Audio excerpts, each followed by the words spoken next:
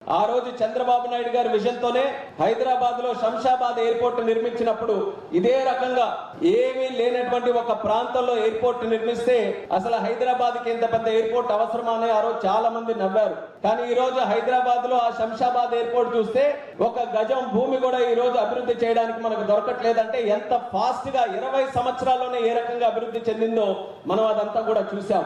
అదే పరిస్థితి ఈ రోజు భోగాపురంలో కూడా ఏర్పడుతుంది. దీని తాలూకా బెనిఫిట్ ఎవరైనా పొందగలుగుతున్నారనంటే మన ప్రాంత వాసులు, ఈ చుట్టుపక్కల ఉన్నటువంటి రైతులు, చుట్టుపక్కల ఉన్న గ్రామాలు, శ్రీకాకుళం, విజయనగరం, విశాఖపట్నం, ఈ ఉమ్మడి జిల్లాలు, వీళ్ళందరికీ కూడా ఎయిర్పోర్ట్ తాలూకా బెనిఫిట్ రేపు రాబోతున్న రోజుల్లో లభిస్తుంది. ఎప్పటి నుంచో మనం అనుకుంటున్నాం మన ప్రాంతం ఎందుకు అభివృద్ధి చెందట్లేదని. ఏ ప్రాంతమైనా అభివృద్ధి చెందాలనంటే దానికి ప్రధానంగా కావాల్సినటువంటిది కనెక్టివిటీ. ఇక్కడ నుంచి మనం ఎక్కడికైనా ట్రావెల్ చేయగలగాలి. ప్రపంచంలో ఉన్న ఏ వ్యక్తి అయినా సరే అక్కడ నుంచి మన ప్రాంతానికి రాగలగాలి. ఆ కనెక్టివిటీ ఇవ్వడానికి ఇది ప్రధానమైన